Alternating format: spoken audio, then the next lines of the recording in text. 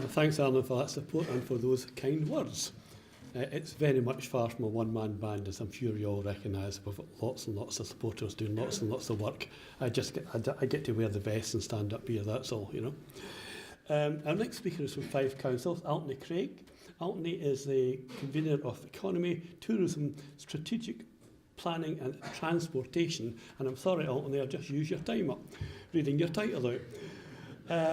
Fife Council have been very supportive of the campaign right from the start. They helped with the funding of the second stag report. That's not the same as the first stag report or the third stag report that's getting worked on at the moment.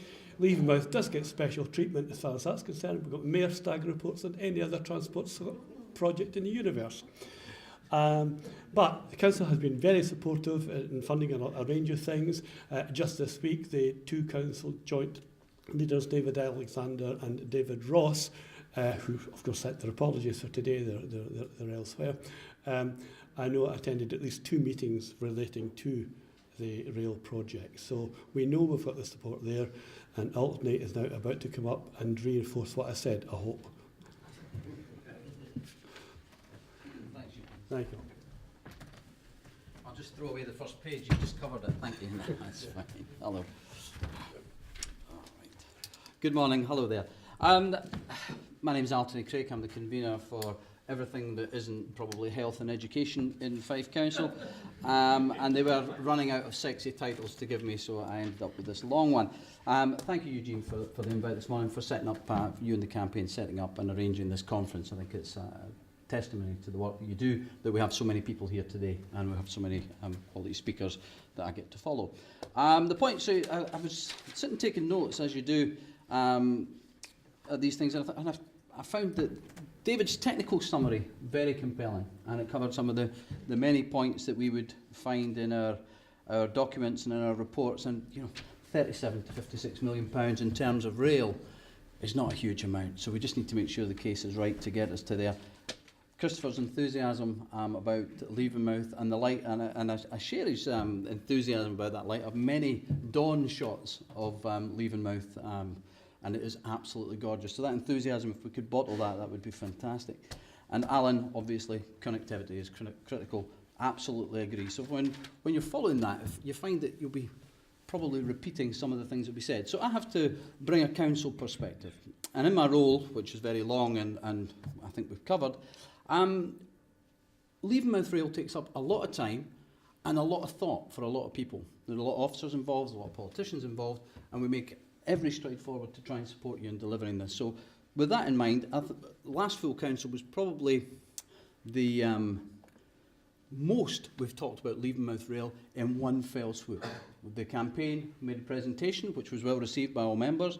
We had a section of the leaders' report on the Levenmouth Rail campaign, and we even passed a motion which some felt was too bland. I felt it was very succinct personally, that this council reaffirms its support for the reopening of the Levenmouth rail link. I think when the council says these things with one voice, which we effectively did, we can then push forward together and support the campaign to pressure and to put influence to government. The clear statement, obviously, that we've made was as big as it got. Now, further to this, we've made resources available to support the third stag, whether that's staff or whether that's officer time. And we do note that the need for a full-time officer was raised, and that might be needed in the future, and we've not ruled that out. So I think that it's good that we're speaking with one voice on that. We have regular meetings and updates with the co-leaders, who Eugene has told us can't be here today. I think that makes it a bit easier so they don't argue with each other in public. But obviously, if they were here today, you would hear the very same words, really, in the same order, is that we are totally behind the campaign. Eugene tells me that the politicians are too quiet on this topic, and has told me that a number of times. But I would say, in response, that there hasn't been a local or a Scottish or a parliamentary election that doesn't, in the last decade, that doesn't have leaflets supporting Levenmouth Rail in it from practically every party. So I would say that we're on your side, regardless of stripe. Politically, there are a few issues that are so unanimously followed across the political spectrum at Fife Council, where we can agree that this is what we need and this is what we want. And the Levenmouth rail link is our top rail priority. We even have a Transport Minister supporting the rail link from Holyrood Chamber. I think he's probably got a hat, a flag and a whistle just ready to go, so we need to find a way to get him to do that. The rail link is so much more than just transportation, however. That's only one part of my brief. We have talked about the business case. Alan's touched on business, we've touched on tourism, which is fine. But for us, I suppose the other element that we often forget to talk about in direct relationship to rail is about the impact on inequality, whether it be on the Fairer Fife Commission, whether it's on Fife Plan or Plan for Fife or any other combination of plan, Fife and economy you can put together. We are looking to reduce and address inequality in our society, and Levenmouth needs to focus on that here. The rail link obviously is a major step in that direction, bringing access and opportunity to the largest urban area in Scotland without a direct rail link. I think we've had that.